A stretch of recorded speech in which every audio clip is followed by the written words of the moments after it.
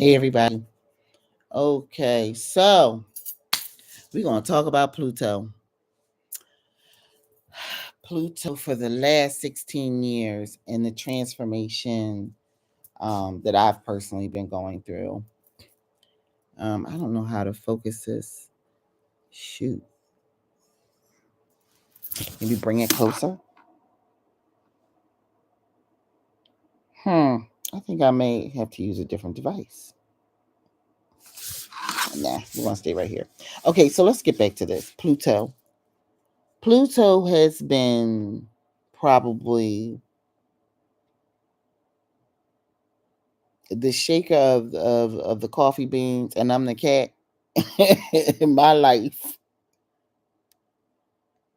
And I didn't realize it until literally a few nights ago. I started researching it a little while ago because I have a major placement with Pluto. I've got like the grand cross of cardinal signs in my chart.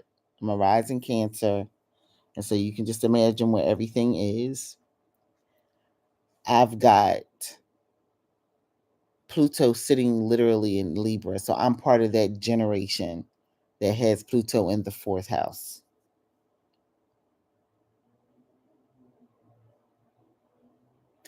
It has been rough. You hear me? Rough. Um with Pluto sitting in Capricorn, and I am supposed to have an exalted placement in Capricorn, I still have felt it. Oh, I have felt it. And when I tell you I have felt it, honey, I mean really. It is something about this camera. I look totally different on my phone versus this computer. At any rate, this process of being a person that's living through the ups and downs, let's talk about it. I have moved so many times in the past 16 years. That's how long Pluto has been in the sign. And I have moved. I couldn't imagine being a Capricorn sun. I couldn't. And I know people who are older, who have been living through this. It's like I could not imagine some of the pain that they have been going through. Right? I couldn't imagine because it's sitting right there in their sign. It's sitting in Libra for me, and it has ripped my world wide open.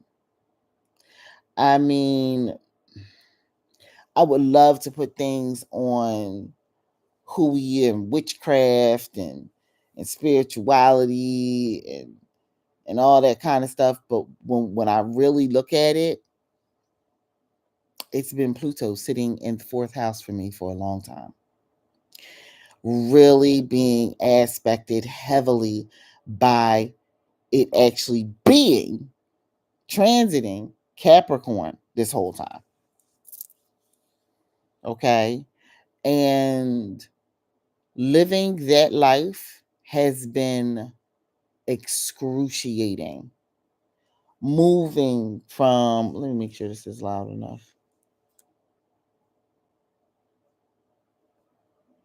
Yeah, moving from place to place. Let me think. I'm remembering 2008. So that's one, two, three.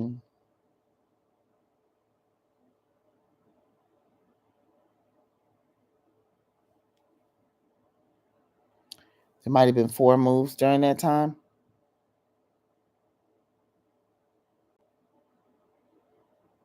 And I was moving ahead of that. There might have been four moves during that time.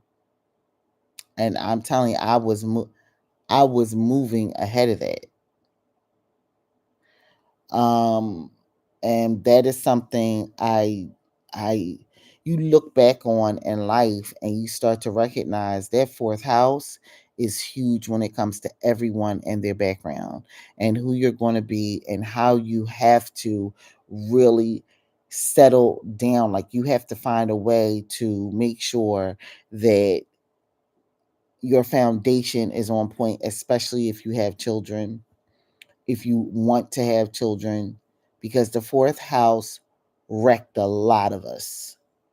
A lot of us. We look at we look at it as specifically African Americans in this country, or Black people in this country, foundational Black Americans, whatever you want to call it, right? As the slave trade that happened, our foundation has been rocked, period, right? And so there's an understandable process of a heavy issue sitting in that fourth house. I think no matter which generation you are, right? But it is an area that you want to really take and hone in on and make sure that you are trying to fix it, right? Make sure that you are trying to bring balance to it, right? And I've got Libra sitting there. So you would think I would understand that. I would also make it a requirement, especially for children around me, to understand that their charts. I think it's such a conceptual idea, and you miss the people that are going to give you the information for some time. You miss the book. I don't know if that's just by design, right? You miss the video, you miss the talk, you miss it, because astrology for me, like, I'm a very practical, down to earth person. I need to be able to understand what the heck I'm doing and why I'm doing it, right? If I don't understand that, I'm gonna get very frustrated, because I will know that there's an answer sitting there. Like, I knew there was an answer sitting in my astrology chart for some time. Oh, honey, yes, I did. I knew it. I was just like, there's an answer sitting there. There's something there for me that's gonna help me get to where I want to be. But honey, it took me until very recently to get there. And you begin to understand money's not everything, especially as you get older. Money is a big part of it. Don't you get it twisted. Yes, it is. But it's not the only part of it. And so, being in that place of appreciating that, shoot, you think that money would have made that my fourth house experience as a person much better, but it didn't. It really didn't. I grew up, I would say, with people that were very able-bodied. My parents were very able-bodied people. If they saw a problem, they tried to fix it. They came with their own inherent problems as people, and we all do.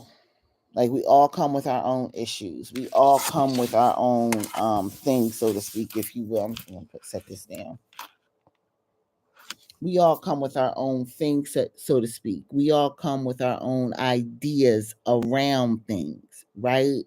But how do you get to this place of understanding that you need to get into the astrological world so you can understand more of what it is that you're going through, a whole lot more? And I'm gonna tell you, my daughter attributes me with this ability to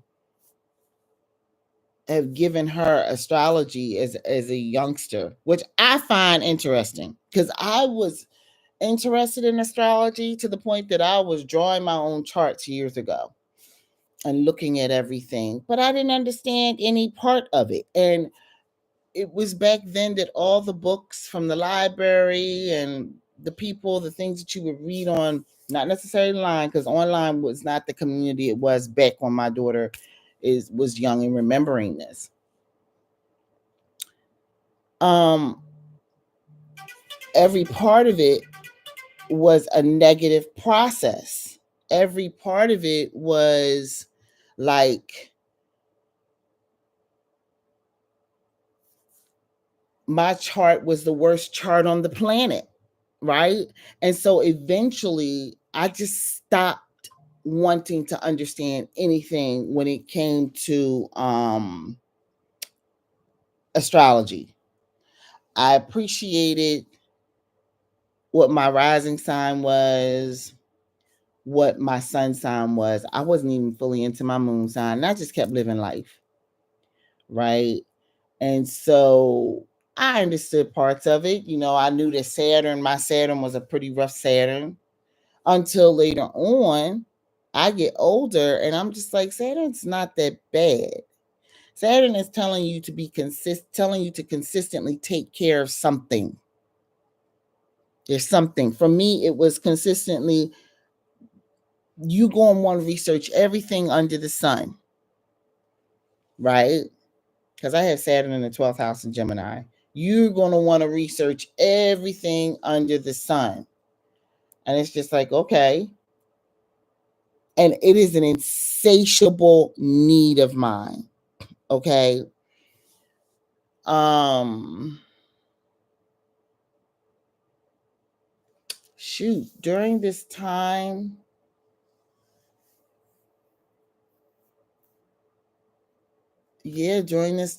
I went through, during this Pluto transition, these past 16 years, they were rough, y'all. I'm remembering something. Mm. Saturn just triggered me a little bit. I researched so much. I had my mother at one point telling me, please take a break on the books. All you buy is books. All you buy is books. Take a break, take a break. Do something for yourself. And I had to. And so it's like I don't think I've picked up a book to read, not at that level. Back then, you know how women go shopping for shoes and clothes? I was shopping for books. Okay. It was Borders first. I was always in Borders and Barnes and Noble. And then once I got the Amazon bug, honey, it was on, on, on. Okay. I was book. And I had to slow that down because you realize it's just so much information that you're putting in yourself. And at a certain point, I just became mentally exhausted and I stopped buying. I think the last few books I bought were on, the last book I bought was on the practice of Espiritismo. Maybe before that, Santeria, and before that, Dr. Dispenza's work. That's all I bought books on. And I've stopped buying. It's just like, the amount of books that I have read over the years. Remember one time we were going through a storage facility of mine that I knew I was getting ready to lose. So much happened during these freaking 16 years. Okay. And I'm an author too. So I've written books. I wouldn't call myself I'm not a published author, so I don't really talk about it. But I've written an entire book. And my daughter goes, Dad, all these books in here, you can't help but become an author. I mean, you just writing, you just reading. I was writing and reading everything under the sun. My book is a work of fiction and it's based on the spiritual world. But I've got to figure out how to get that out there, right? But if you heard me, I just said I lost the storage unit. I've been through homelessness and breakdown of family units and understanding that um, people don't always get along. And I figured that was happening a lot even before I was coming into this Pluto thing. But it's like Pluto was saying your family life is off. Your everything that's in that fourth house, girl, it's going to change and you've got to change along with it and allow these changes to settle. But it was probably, I remember crying so hard on the bus here in my city. I scared everybody. I was crying. And I wasn't loud, but I was crying. And people were terrified of me everywhere I went that day. It was horrible.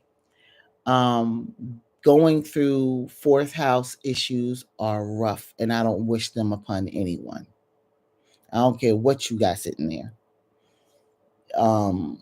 Balance that stuff out. If it's one thing I would just say to people over and over again, um, we would go through stuff.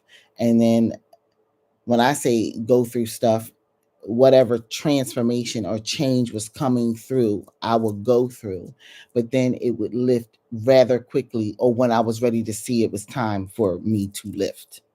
Because sometimes my head can just be like an ostrich in the sand, and I ain't coming up. I can't see nothing. I'm just down there looking for something. And I can't see that a blessing is standing right in front of me until I lift up and look around. And I went through periods like that because when I'm down there, I'm researching. I'm researching. And I wish that there was some time that I understood a little earlier on in my life that, but I'll pass this on to people now. If you have Saturn and Gemini anywhere in your chart, take the time to understand that Saturn is calmly telling you, I don't care where it is in your chart, but if it's in the 12th house, it can get lost there, and because you're not going to notice it for a while. If you have Saturn and Gemini in your house, in your chart, period, know that Saturn is telling you to take in what you have right then. Just take in what you know right then. Concentrate on the book in front of you. Concentrate on absorbing that information. Don't become so excited over information in a new area of study that you go and buy everything under the sun and you are stuck researching for a long period of time, not living a life that's fulfilling, not being happy, not going out, not recognizing that when you are getting so excited about um, this area of study, something else in your life is taking a back seat that you actually need to be paying attention to.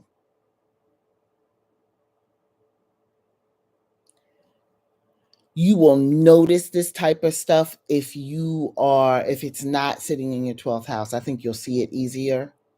But if it's sitting in your 12th house, and just Saturn is there to tell you to relax. You don't have to know everything.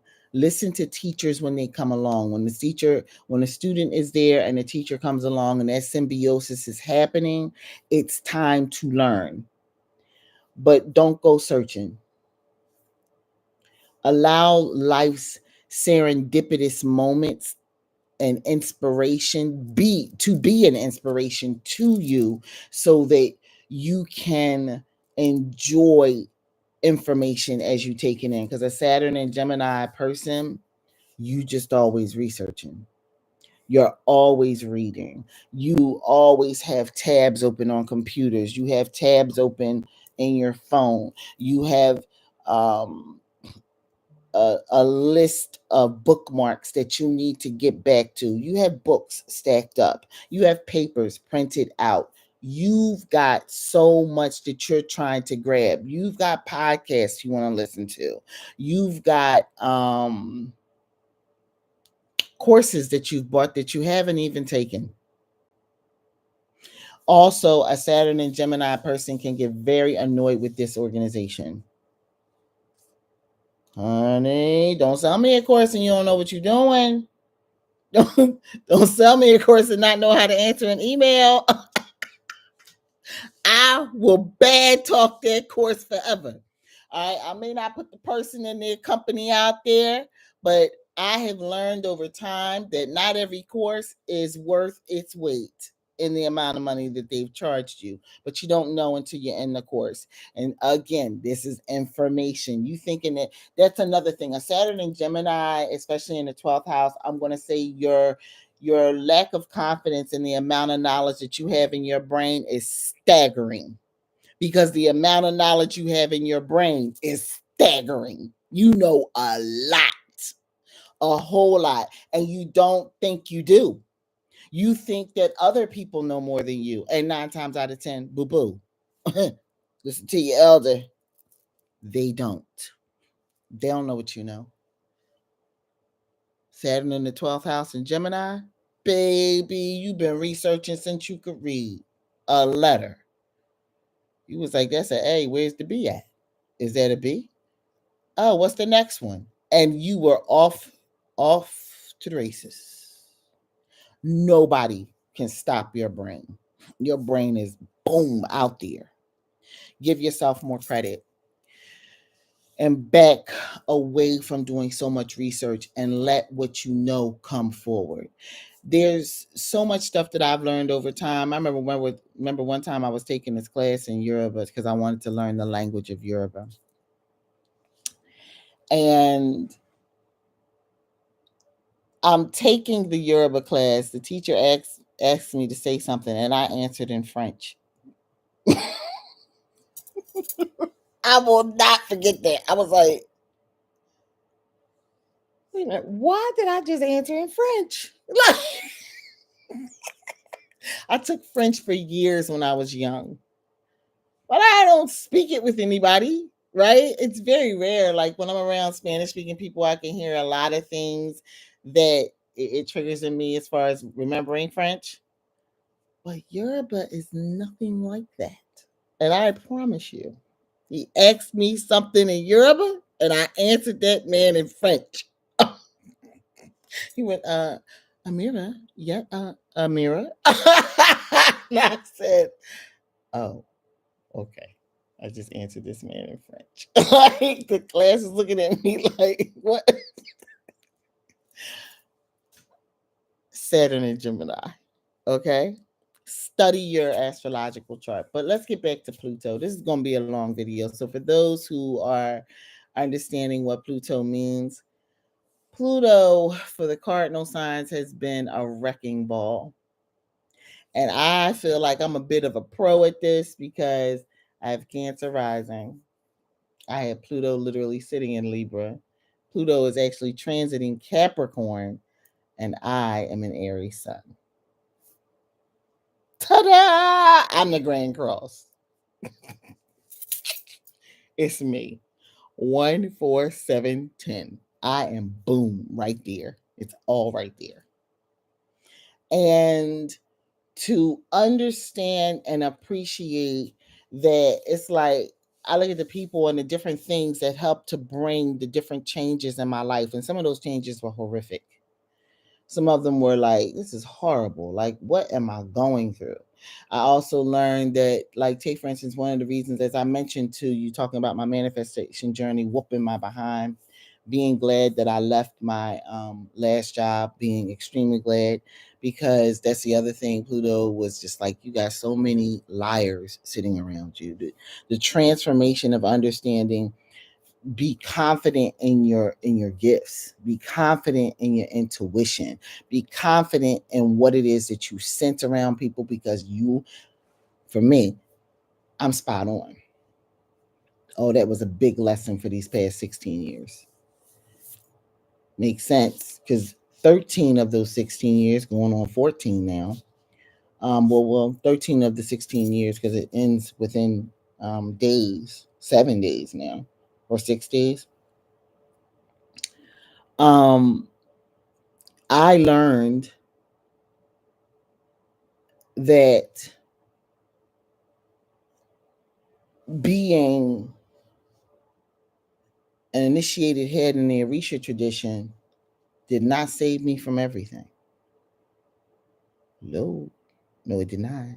But it's about self development, about really taking stock in who you are and developing Iwapwele. Was I doing that? Have I been doing that? Man, who knows? It's been an up and down journey. Pretty quiet about it. I'm affiliated with some people Sometimes, like right now, that's all up in the air because I don't really know what's going on with that. There's a lot of people are busy and things are happening in people's lives. A lot of things are happening in people's lives. And so, and it's happening in mine too, you know, the amount of death that I've experienced in these past 16 years, it's been up there. It's been up there and it's been personal. It's been with people that I physically knew. Until 16 years ago, I would say until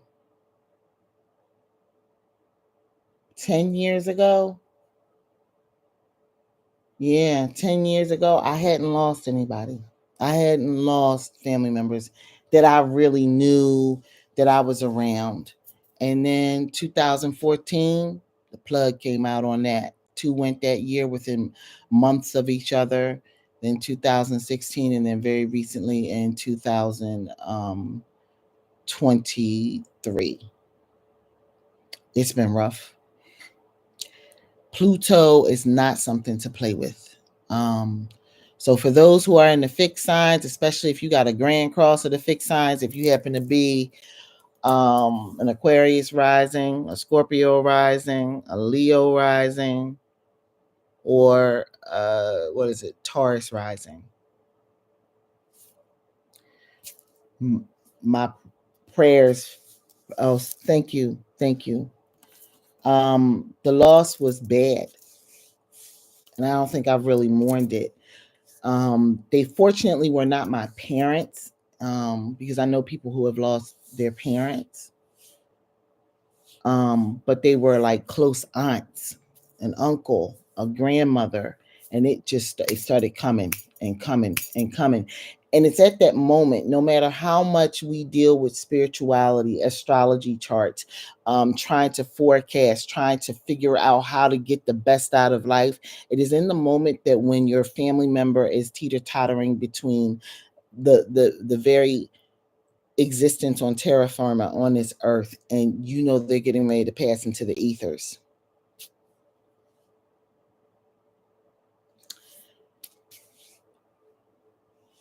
Yeah, when you know they're getting ready to go, the pain is out of this world. There's nothing you can do. There's nothing you can do. The last death for me rocked me very hard because I felt that the person should not have died, and I felt that their judgment of me in particular as a person who was extremely spiritual. I am not just a spiritual, I'm a spiritualist. So you getting the Cadillac right here, the Mercedes of spirituality when you meet me. And she has such high judgment for it because spiritually, as a religious family, as a family, we were polarizing each other. Just we didn't agree. She had a lot of criticism from me, but at the same token, I would say envidia, a lot of envy, a whole lot. And I didn't understand it, and I didn't see it until literally the end. Pluto rocked my world. She was one of my biggest, she was big to me. She taught me how to skate, you know. I wasn't and she was just too young in my opinion to have gone. She should still be here. That one threw me for a loop. Yeah. You're welcome. I'm glad to be here of help. It is, take the time to enjoy your family. Because again, I'm talking about Pluto this morning because this is a major transit, and nobody knows how major it is until it's in your world kicking up the dander. And I didn't see it. A lot of things that I would put on so many other things is literally this planet sitting in my chart, in everybody's chart, moving around, making us pay attention to ourselves, pay attention to who we are. And having lost my family like that, just 4 people. And there are others that we know as we get older, that's life. We literally live with the cloak of death at all times. We know that we are not getting out of here without of it. We are not going to experience this life without the touch of death, of Iku. We're going to know that life is going to change us and it's going to transform us. The fact that I'm telling you, this has been rough. And that started in 2014. 2008 is when the transit started to kick in, and I was not ready. Nobody was, because you don't know what it means. I think as we move forward, if there's some type of history cylinders or whatever, some type of video, I hope this one gets saved somewhere in somebody's world where they understand. Listen, don't ignore what Pluto means as it's moving through the cosmos, okay? As it's moving through the zodiac charts and the constellations. Understand this stuff. But this was also a time of understanding that we can really recreate our worlds through gratitude. That gratitude, being grateful for those changes. That last relative of mine that passed, her life was nothing but an example to me of, don't do this to yourself. Don't you do, girl, don't you become this, because you know what this looks like. You too. Have a great day, Jason.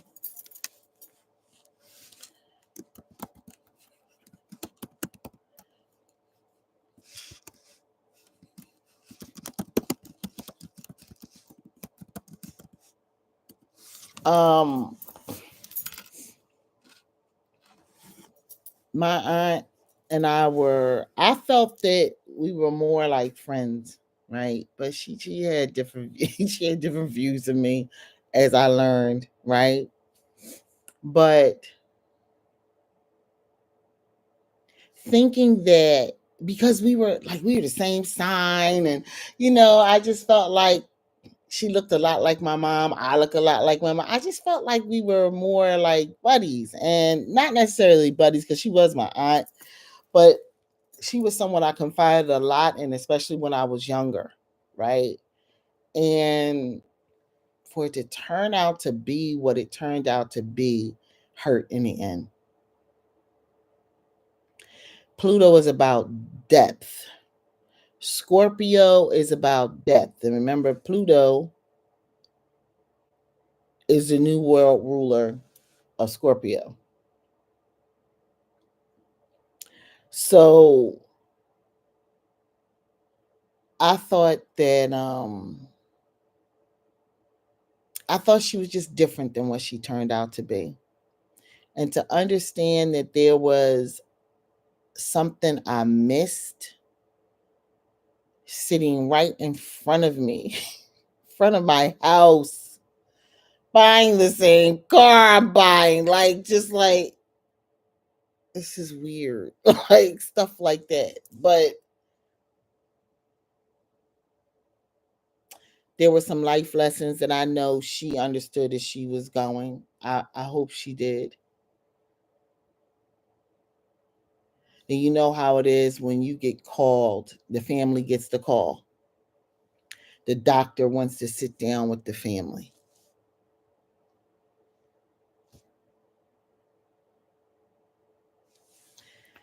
Man, the other 3 weren't like that. This one was, though. And again, the depth of understanding that it was in that moment that I understood that we live down here. We live down here, and by golly, we all have to live a good life, go after it, live, enjoy your life, because we're not promised anything. We're not promised a single thing. And Pluto teaches you, in my opinion, enjoy every good moment because it's going to be a rock'em sock'em coming next. Those good moments, when they arrive, enjoy them with the gusto. Enjoy yourself. And then get yourself ready for the next thing that's coming, because something is always coming. My favorite phone about to lie. Okay. We always say, Hobatala is here with you now, and you got clear passage. Don't even look behind, because you know it's always some problems coming. Period. So you take this blessing right now and you run with it. Right? So I'm looking for something which I cannot find. Whatever. Um